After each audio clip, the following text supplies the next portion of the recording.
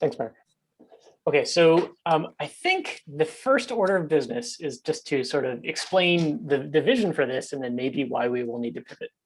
So coming out of the AAPT Committee on Graduate Education in Physics, which I was the chair of last year, we had this idea that it would be great to have a coffee hour where we could invite current graduate student and undergraduate teaching assistants and learning assistants to come and sort of share their experiences, and if they have questions or concerns about what they're working with, it'd be a great place to sort of meet other teaching assistants from across the country and maybe around the world, make some connections, and also, bring some new voices into AAPT. However, looking at the people that are here, and I see that a lot of us are just the people that come every 2 weeks. My suspicion is that most of us are not here because we're graduates or undergraduate student teaching assistants. And so it might be useful for us to have a little pivot and talk about the role of undergraduate and graduate teaching assistants in our instruction. But just before we sort of make that pivot official, I think it would be great if you could just let me know your role at the university, so that if we do have anybody that is a current TA, that we can make sure that we include them in that discussion. Does that sound okay? Okay. The way I'll do this is I'll just read some names off my screen. I'll ask you to just let us know where you're from and what your role is. Okay, so are you sort of a faculty? Are you a teacher? Are you a teaching assistant? Oh, by the way, I'm Danny Doucette. I'm a graduate student, just about finished at the University of Pittsburgh. Okay, so after Mark and myself, I see Drew, then Andres, and then Andrew. So Drew? I'm faculty at Arizona. I was our undergrad director for 11 years, but during that time, I basically set up most of our LA program. Awesome. Hi, I'm Andres. I'm at Eastern Washington University. I'm an assistant professor, and it's not that I'm a TA at this moment, but I'm just joining these meetings just to hear and learn things and discuss topics. Not that specifically, this one was the one that called my attention, but that I also find interesting for what I do here.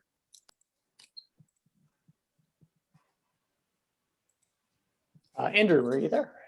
I was formerly a physics teacher. I'm temporarily teaching an incarcerated education program. Awesome, thank you. Next three people on my list are Beth, Jamie, and Ken.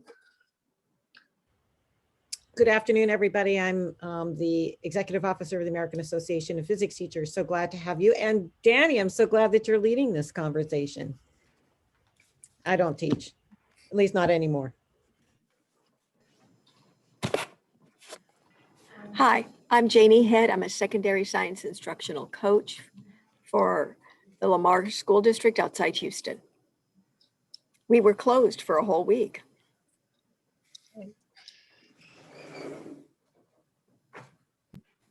Hi, I'm Ken. I'm a faculty member at the University of Minnesota, and I actually came here to listen to graduate TAs and undergraduate TAs and LAs.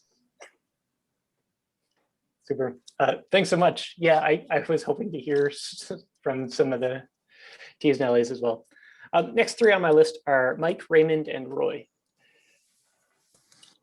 Hi, everybody. I'm Mike Hall. I'm the Director of Membership at AAPT. Thank you, everyone, for joining us.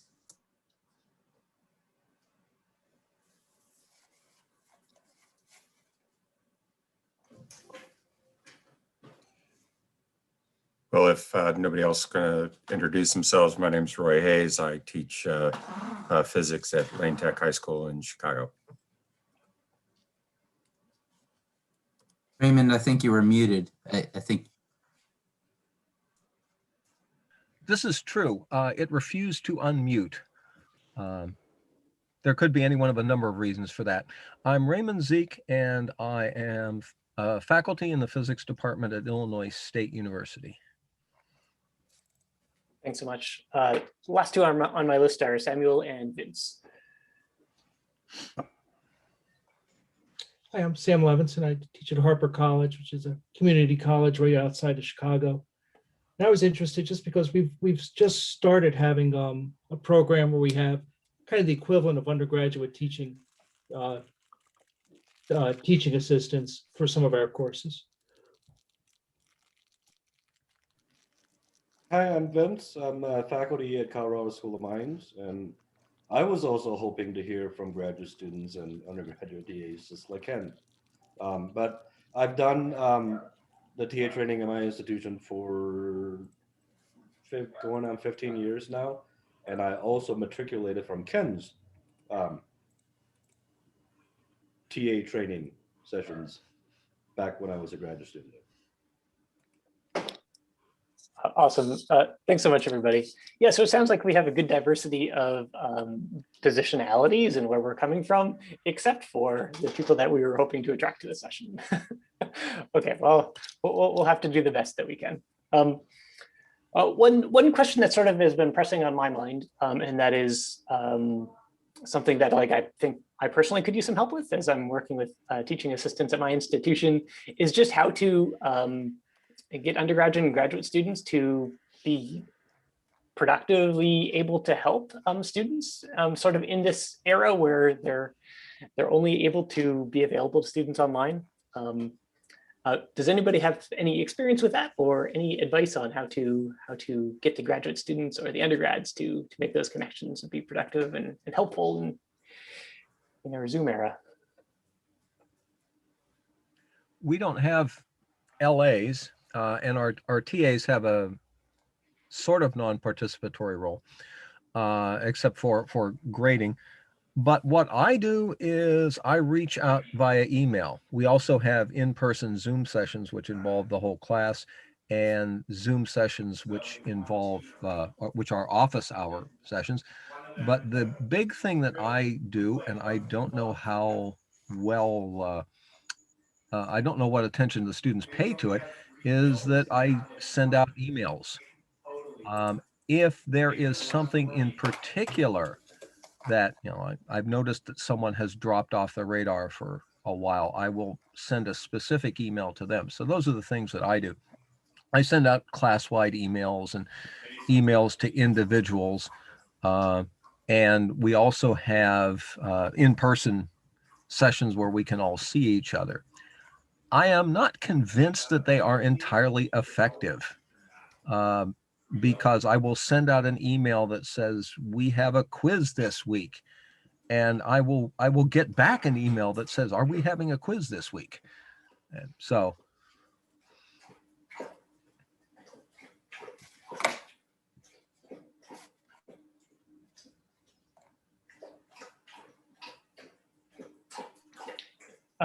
Thanks, Raymond.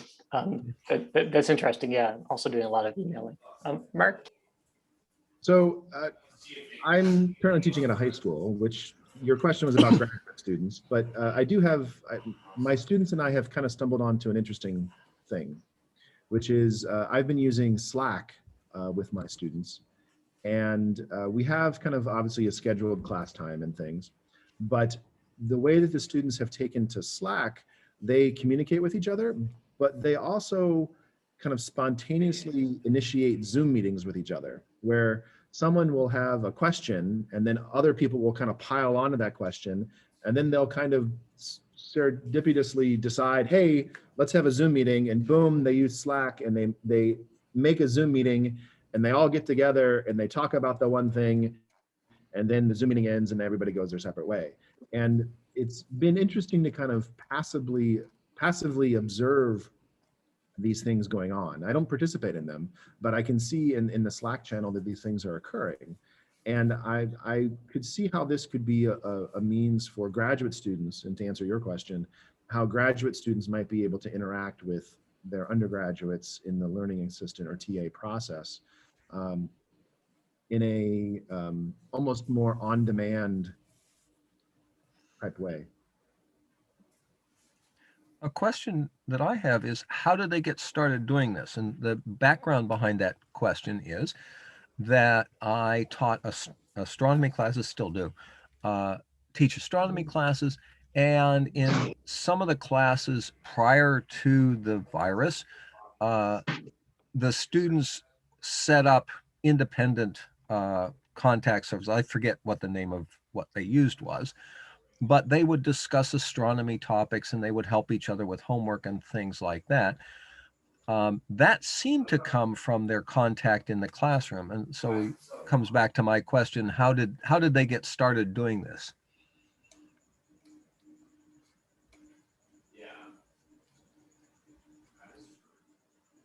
How did they get started interacting in this way? I don't know. I don't have a good answer for that. You know, this was a system, I set up Slack as a means of trying to simulate those conversations that students have in the hall, of being very kind of impromptu and not structured, and you know, trying to give them at least a faux sense of community. And it was very spontaneous that it kind of turned into this interaction. I wish I could give you a specific answer of some type of guiding hand that I applied on the outside, some unknowing, you know, masterful stroke of teaching that pushed them into doing this. But the reality of it is that I think that they were just comfortable being kind of digital natives, and they were happy with the text-based interactions. And then it led them, once they discovered kind of the power of Slack and how easy it was to kind of set up these meetings, I think they just kind of took to it on their own. I mean, I think the thing that you did, Mark, was to provide them with a venue for this thing to kind of happen organically, which is the way a lot of these things work best. So, you know, I can just say, you know, not a physics teacher. I'm a parent of a high school student and a middle school student. And I can tell you that when they get tons and tons of emails from their teachers, and I think it's awesome that their teachers are communicating with them so much, but there's a bit of a kind of, there's such an influx of emails. And then even when they're offering, to me, amazing services such as, you know, being able to, you know, visit, you know, meet one-on-one on Zoom with your teacher and talk about, you know, go over any problem you want and they'll give you undivided attention. They are reluctant to do that sort of thing. And I think what Mark's example is an example of something that kind of springs up organically among students, which I think is often the best way to go about it.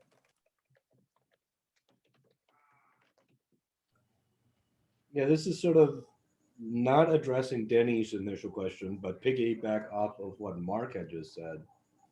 We did a survey of our students near the end of last year, and one of the major themes that we found was that they all felt that the sense of community was gone, that they felt very isolated, even when they're in class over Zoom interacting with their faculty and other classmates during class time. Outside of class, that whole part was gone.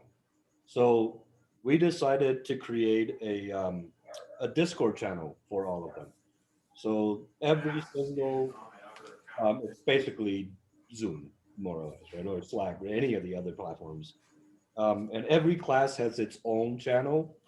And then we also put in some fun stuff, like we would have meme competitions for the students and the different sophomore class, junior class, senior class competitions. And we would hold game nights with faculty and students over the whole thing. And so far, it's been going pretty well. We've had quite a bit of traffic going through it. At least the ones that I'm familiar with all the game nights and the various other things. I don't have access to the class channels. Those are specific for the students, for them to talk to each other. They're not for the faculty to jump in at all.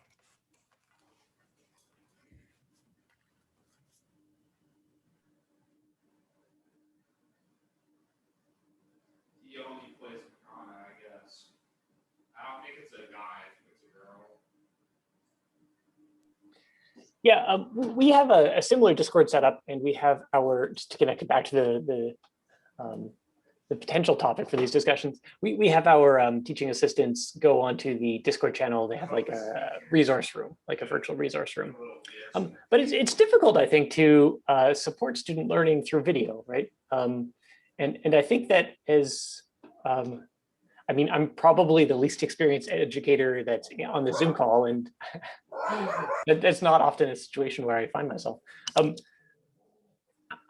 I sort of, I think that there's a lot of stuff that we bring to video conferencing based teaching that often we're not aware of. And I'm wondering as well, like, what do young educators or TAs, or, you know, if you're working with high school students who are supporting each other, what sort of like competencies and tools do they need, and social capital maybe do they need in order to like be able to have those discussions where they're able to like do physics with other students online? Anybody have any thoughts about that?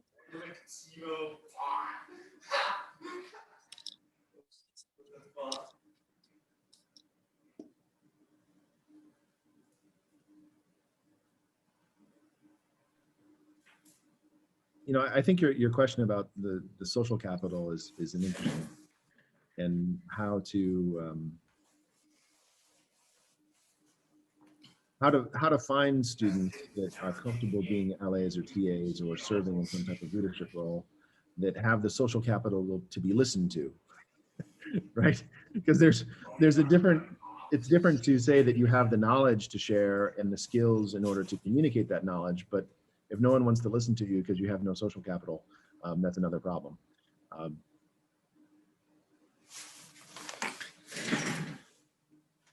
We have a student who every semester he's bugging faculty to be one of their LAs. And I've shied away from him because he's very overbearing, and he's like too energetic, and students start to feel like uncomfortable, that they feel stupid around him kind of thing. But he's actually been better on Zoom because he's not really in their face in the same way. So it's actually worked out better for that particular LA to do that. But for most of them, I think they've had a lot of trouble getting people to interact. And, you know, I mean, I have a very small upper level class right now. I just have two rooms of like 3 or 4 students each when I have them working on something. You know, and the material is difficult enough that just for them to be able to draw something on the screen slows them down like tremendously. You know, we're doing reflection of electromagnetic waves at a boundary today. I mean, you know, it took twice as long as it would have in person. I mean, no question about it. So there's nothing I could have done to really help that, I don't think. You know, so it's just, but I think most of our LAs have had difficulty getting, you know, anywhere near the efficiency of learning they've had in the past.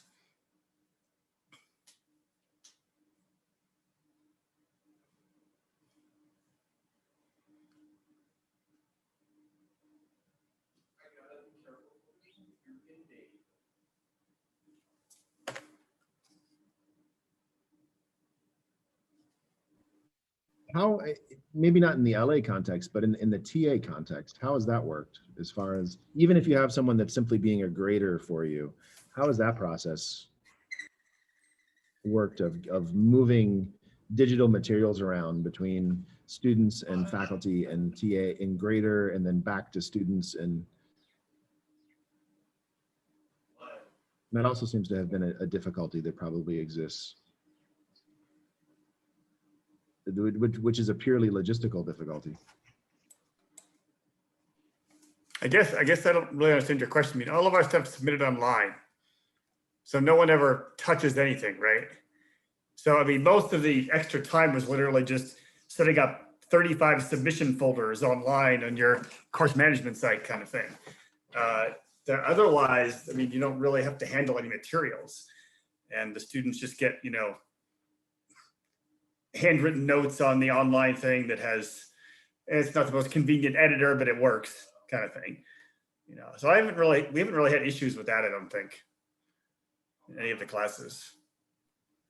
Yeah, actually, even before this happened, we were going to exchanging all that kind of information, you know, tests coming in and going out, and homework and projects and class notes, everything that we did electronically anyway. And so I don't think that's made much, that hasn't been much of a difference for us, except, you know, except for what kinds of things that people are actually doing. I mean, it's not so much, I don't think it's the technology. The technology, we use Canvas. It's not wonderful, but it's fine. And we get test, when we give somebody a test, give class a test, they just take a picture of their paper and it goes in electronically. It gets graded the same way it always would have been, except there's no paper involved and it gets back to students very quickly. So that just works. And that we were doing that before this all happened.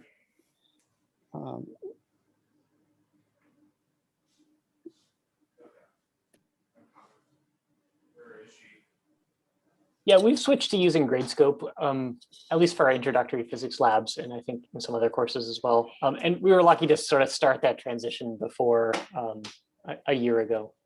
Yeah, does anyone else use Gradescope? Gradescope, I find it really great.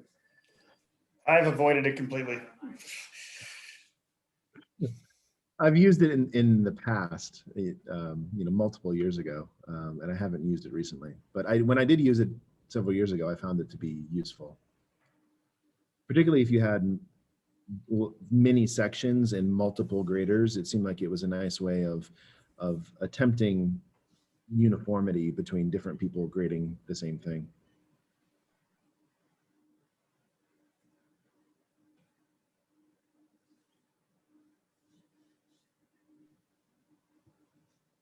The other thing, at least some of our TAs have found, is that we have a tutor room, and actually now the tutor room gets better attended online. And so you have, quote, your office hours, and more people tend to come online than they did in person.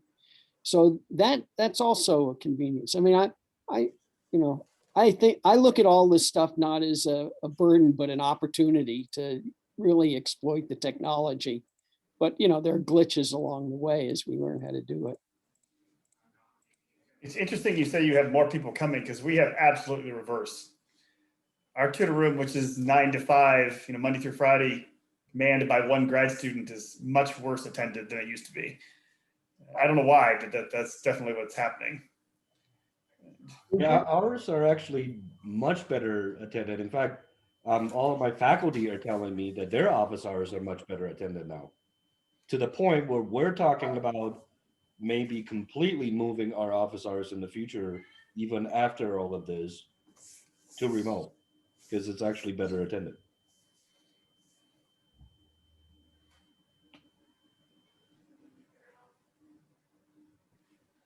Do you think that all these things are better attended just out of the ease? I mean, is it simply it's easier to turn on a camera than to walk across campus? I mean, is that the barrier of interaction? Or that coupled with the fact that the office is usually not big enough for 20 people. I don't think any of us have an office that's big enough for that.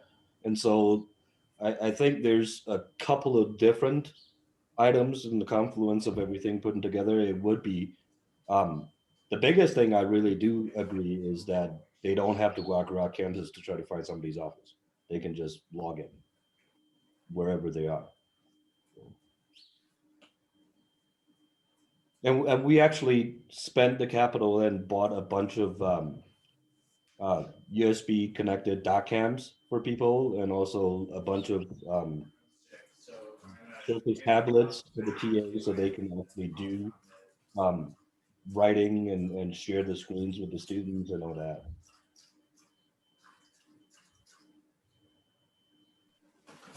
I think the other advantage of having, again, these tutor rooms or office hours, however you want to call them, is that when you get a lot of people and the people are interested in slightly different things, you can make breakout rooms, at least on Zoom, and send students into the breakout rooms to work on this, and then you can go visit between the breakout rooms, something you can't do in a big in-person room, especially not in a small in-person.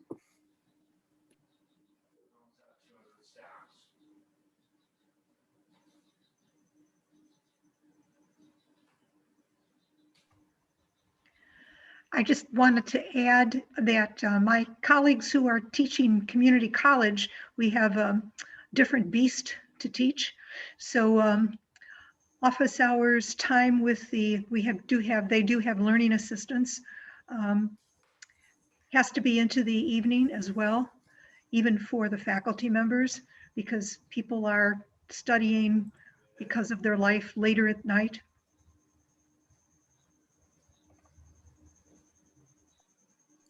Yeah, I'm from community college also, and take more questions on Saturday, Sunday, 9 o'clock to midnight than I do any other time.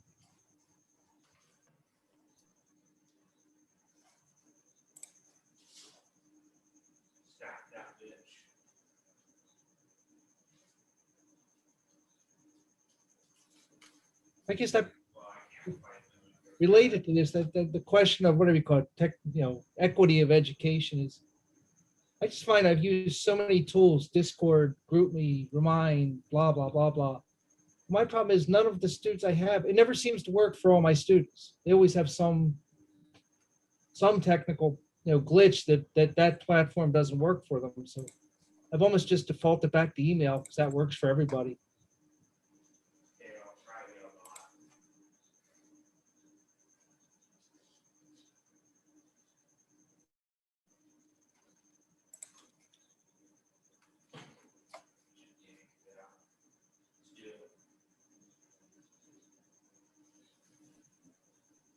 Yeah, I think that is actually an interesting question, that, the equity and access of students. And we're talking about the benefit that we're getting more people at office hours, more people at tutoring sessions. But I'm curious who's missing from this, right? If is this kind of uniformly, is everybody showing up at these things, or are we missing people that might be having trouble with the technology side of things? Yeah, that's my concern is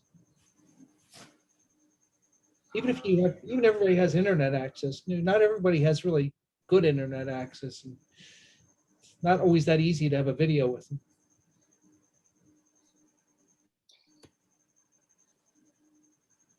I mean, so my TAs have a problem of engagement, which is not necessarily the technology, but when you do in-person thing, we do a lot of cooperative group work. And so when you do that, then you can get people to interact by, sidling up to them and asking questions in small groups, and you have techniques to get them involved if they either feel that they're shouldn't be involved or they're just don't. Whereas those tools don't really exist as far as we've been able to find with technology. I mean, people are if people are not engaged, they can turn off their cameras and not be engaged.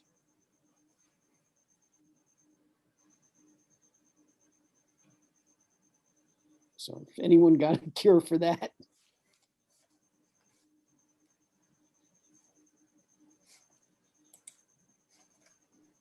I think if you can make the physics just so exciting, they can't possibly not do it. I know that's a big task. Yeah. Yeah, no, we deal with the same thing. And it seems like there's a certain viral phenomenon of turning on and off cameras where students will come into the room and they'll see who else is there and then they'll respond. And there are some students that are never going to turn it on, and some students that will always at least try to have a camera on small group session. And then over the course of the semester or the quarter, I think that people will get increasingly willing to just do a video off session and just do audio, or maybe even, have y'all seen these apps? There's apps now where you can pay and it will log into Zoom for you. It doesn't turn a video or a microphone on, but if the instructor is taking attendance, your name does show up. And I have suspicions that some of my students are using this. Yeah, it's like 10 cents an hour because they're basically just renting server time. Have any of you done, had classes where you had camera off sessions? That you just announce like the next class, we're going to have all cameras off? Because I know that there is a sense of just kind of mental exhaustion just from being on Zoom all the time and staring at a camera and knowing that everybody is staring directly at your face the entire time. I'm wondering if that would be kind of a relief every now and then if you just said, we're going cameras off next week, or just curious. Oh, I never had to say that. They had their cameras off already anyway. But I have a face-to-face section in the mornings and then a remote section in the afternoons, and they're basically about the same number of students. And so I actually I went out and bought a dual monitor system at home so I can actually see at least 25, 50 faces at a given moment. But they usually have their cameras off. I do ask them very nicely that when they are answering a question or explaining things to the class on a question that I posed, that they actually turn on their camera, and they've all been really okay with that. And then the rest of the time, if they actually have their cameras off, I really don't want to force them to turn it on. Partly because I don't take attendance off of just them showing up. They actually have to do things during the class as we're going through in order to actually get participation points. And they've gotten so used to that. I think they just, they sign in and then they wait. And if they want to answer, they talk and they turn on their video. And if not, they don't. And I also give them access to my presentation slides and everything so they can annotate as they're talking to the rest of the class as well. So I can actually see if they're the actual person there doing that as opposed to an app logging in.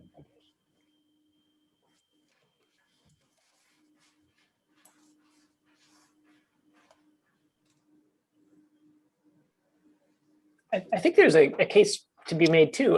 My partner worked in IT for a bank for a decade and worked from home for a long period of time. And when she'd be in meetings, it was never video on. It was always just audio. And that was that was accepted in that industry, that you weren't expected to have your video on.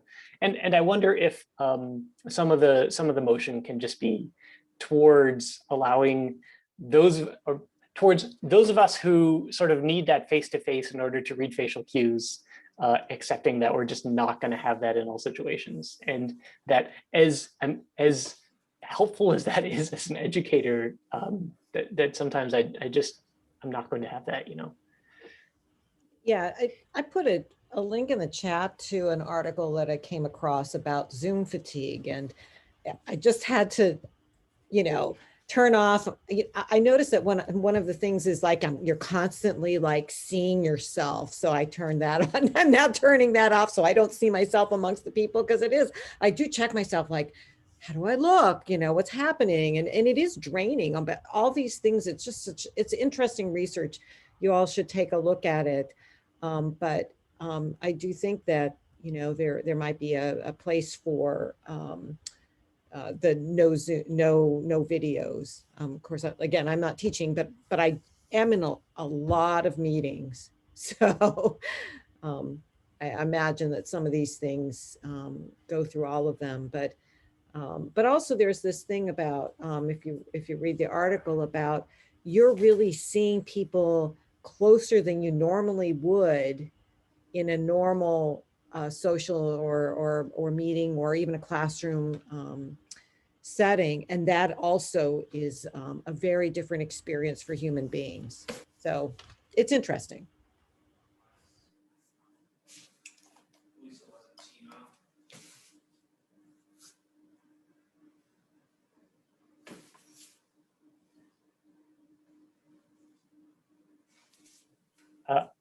I assume that we should ask Mark what his experimentations are right now. I've seen your video changing a little bit.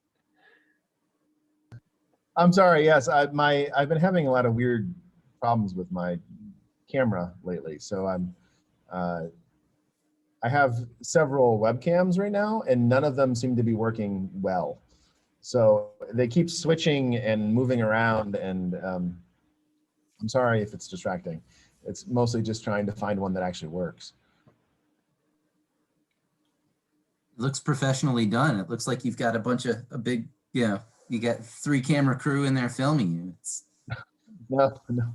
No. It's more of like 3 cameras that kind of work, but not really. And they keep turning off, which is the other problem.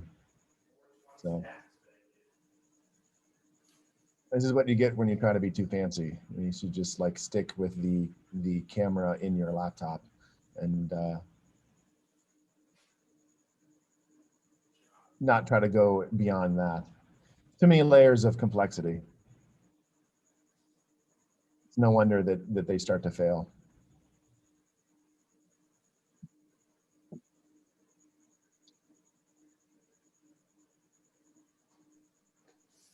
I guess we could also open the discussion. Is there anything else that anybody was hoping to talk about today that we haven't had a chance to touch on yet?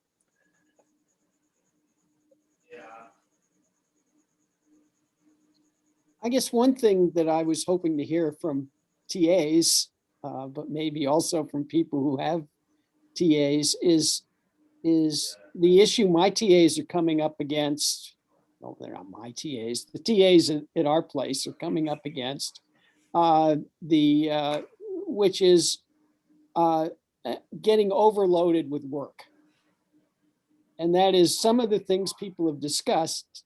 They all take time, and getting students involved, and then professors, want to get the students more involved, and they give them more assignments and more things to do. And then that means more work for the TAs. And so they feel like they're getting very much exploited by this whole electronic and Zoom culture.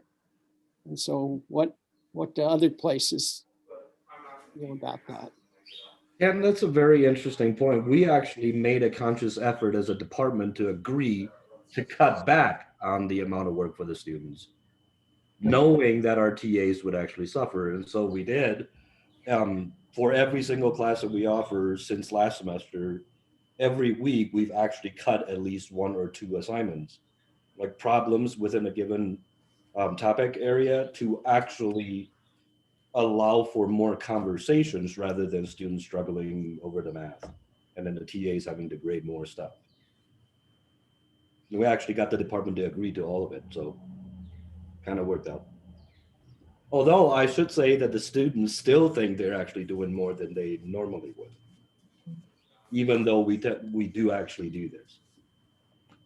So I can imagine all of the various classes that they're doing, it's just all compiling on them. So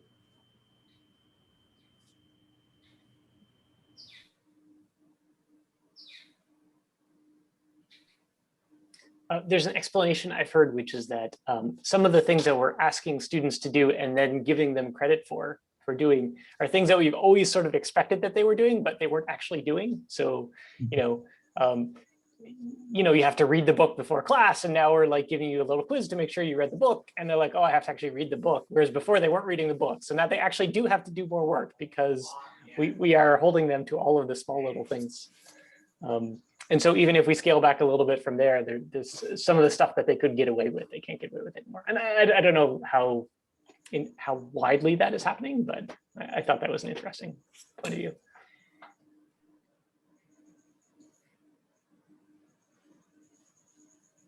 I have my upper division class grading their own homework. So they submit it by the deadline, then I post the answers, then they go over them and annotate their original submission and resubmit it. And, now I still have to check it, but, I've always, tried to tell them like, look, you just finished homework 1, I'm posting the answers, you should go over them before you start homework 2. And of course, 5% of the class does that, right?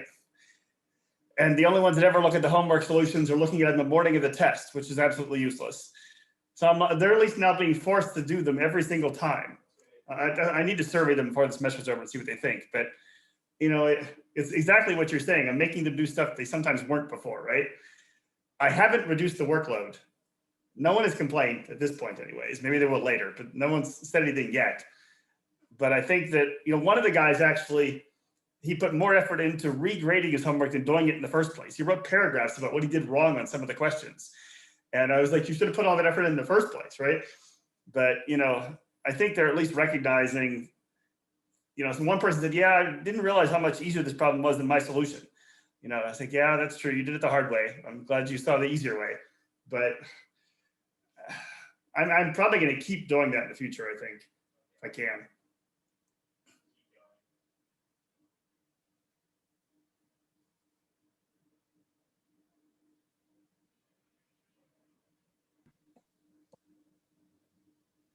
Has anyone had trouble finding people who want to be LAs in this environment? I know we have.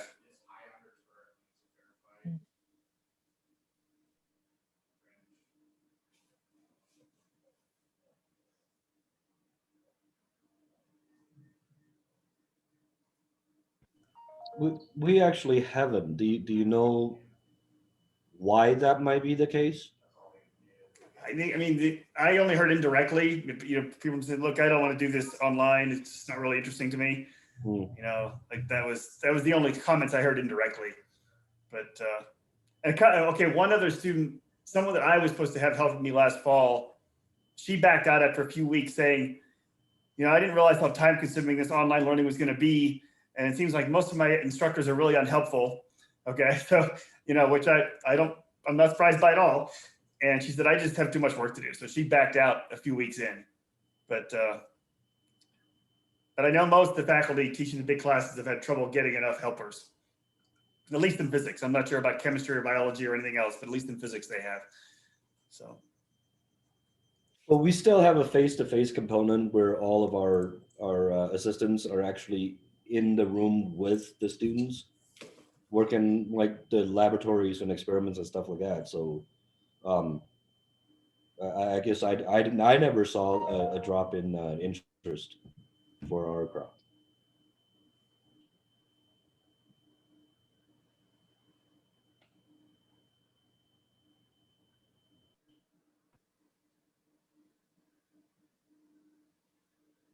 So how many of you do have in-person parts? So Vince, you do. How many others of you?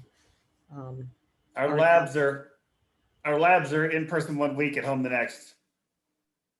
So 2 groups alternate, in person at home.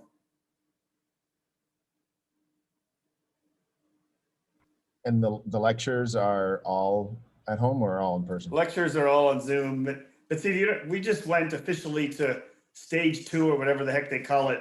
So classes up to 50 people can be in person, don't have to be. And so some of the instructors, just like, I've been doing this for 6 weeks already as it is, I'm just going to keep the same thing. But some people did switch to being in person, but some of them are also then in classrooms that aren't big enough to socially distance. So some of their students are at home, some are in person, and then everything's still recorded, which to me just seems like even more of a headache. But so there's a big mixture now, but the big classes are all certainly only on Zoom. We're totally asynchronous and online labs. Is anybody else totally asynchronous, or are we just kind of an odd, like we have no synchronous components. We will starting in the summer, but for this semester it's all, which makes it even harder. At our school, a suggestion came down from the provost that we should do synchronous classes because of asynchronous classes, there had been complaints from parents and students of absent professors, which I rather interpret to mean that because they did not see a professor regularly, they assumed that the professors were not working.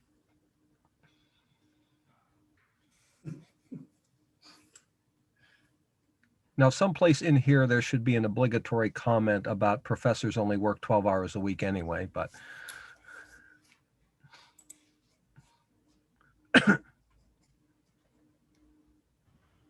So Ken, I'll have to ask, University of Minnesota is a huge place. Are they in person, remote? You're all remote yet? We're almost all remote. Some,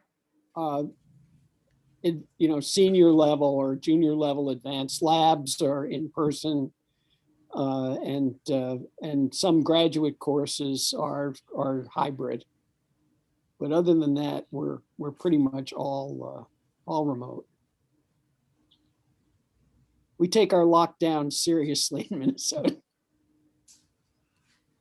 We I was did. gonna say, yeah, I live fairly close to University of University of Maryland, and they actually had to ask students to stay at home because their COVID numbers were going up. So I think they're a kind of a blend. And now they're back in person. I don't know how much in person, but yeah, we're not so much.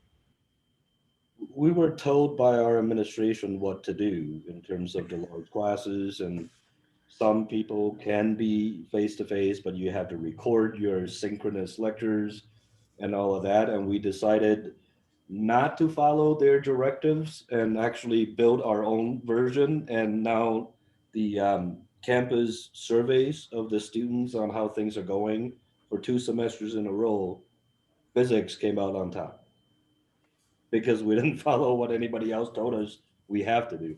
Our labs, just in case you're curious, it's actually, we still do collaborative learning in our laboratories sessions. We have 1 student per group of 3 face-to-face in the room. So we still have ample social distancing in the classroom. They're doing the labs. And the other 2 are actually connected in via Zoom in their own group breakout room. And the TAs can actually jump in, and we actually outfitted every single station with a doc cam. So the students who are actually remotely connected on a given day can actually see the experiment being done. And the TA can actually just be talking to the 3 students in that group. That's how we actually ran it. The students actually really, really love that. And then they rotate through every 3 days. They would actually be the person who's face-to-face in the classroom.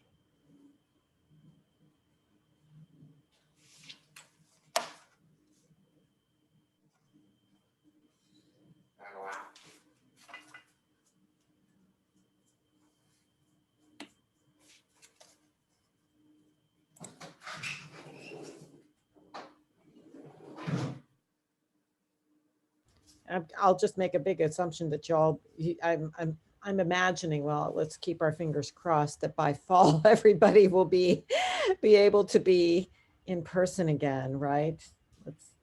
We'll see. I just saw something go by, a news item saying that President Biden said that every adult will be able to have access to a vaccine by sometime in May. The current plan for my school is to have some in-person classes of low enrollment, certainly somewhere under 50. And for larger classes, and we have a fair number of larger sections that range above 50, 85 to 150, that those are intended to be online. And it will probably be recommended that those will be synchronous, but I don't know. So there certainly is precedence at universities for students living in dorms to be vaccinated, whether it's meningitis or hepatitis. Like there's clearly a you lost me. There's clearly a precedent. Do you think there's any precedent to say that students have to have the COVID vaccine to return in the fall on your campuses? I know they've talked about it, but I don't know whether I haven't heard any results, certainly. There's been a lot of discussion about it. Some campuses seem to be requiring it. Ours is not yet. I don't know whether they will or not. I think we were told they're not going to require it. Again, at a community college, it's different since we're only really a commuter. Yeah, I don't think ours is actually going to require everyone to be fully vaccinated. Just this past Friday, the governor of Colorado actually put higher education educator staff in the class 1 vaccination. So we're supposed to be eligible starting the end of this month to actually get vaccinated. And the plan for this fall is that we are going to be fully back on campus with no social distancing, but everyone is still supposed to wear masks. That's the current plan anyway.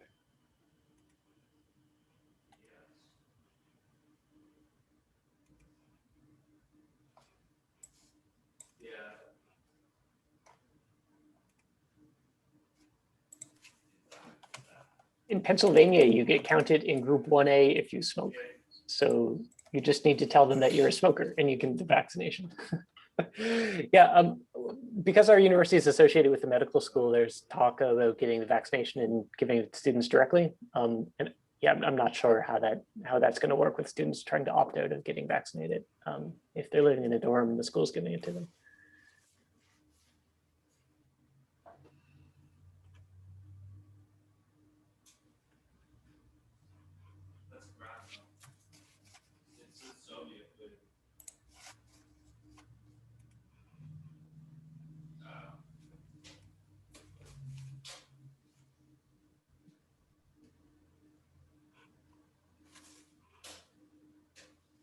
I see that we're getting close to the end of the hour, so let me just put in one last bit. If there's anything that anyone would like to talk about, especially regarding teaching assistants or anything else, now's the time to do it.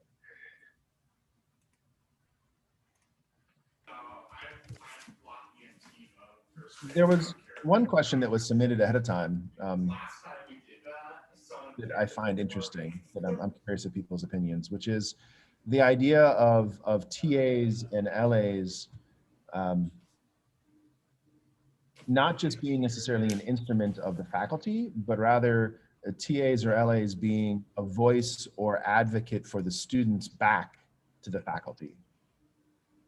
For those of you that have TAs and LAs, how do you, one, is that something that you see your LAs doing? And two, how do you help them see that as a positive thing? How do you help the LAs recognize that it's a positive thing? Yes. Oh, we hire right out of the classroom. Yeah. Right. These folks have gone through the curriculum and actually have in some way immersed in the philosophy of what is beneficial for the students. So I think they find it beneficial and they actually just do it on their own without us really having to convey the benefit of them doing that. And we definitely encourage it, but they already do it. Yeah, for our TAs, that's one of their most important jobs.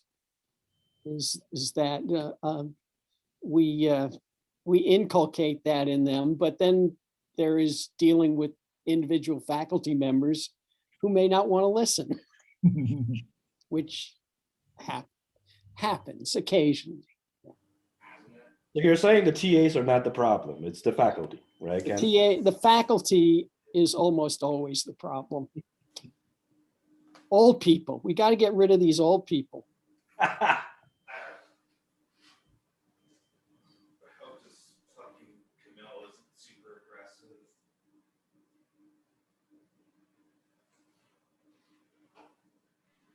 We're allowed to quote you on that, right? Only anonymously. I'm in enough trouble. Better remove that from the Zoom recording, right? I was going to say it is being recorded, Ken. Yeah, we'll bleep that part out. That's okay. I'm always in trouble because I say things like that to anyone who will listen, and even people who won't.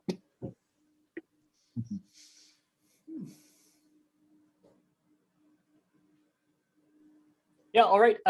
So thanks so much for the discussion. Thanks for letting me lead this. I'm sorry that we couldn't get any actual TAs here, but hopefully next time. Good luck with everything. Stay well and take care. Yep. Thanks for coming. Hi, everybody. Same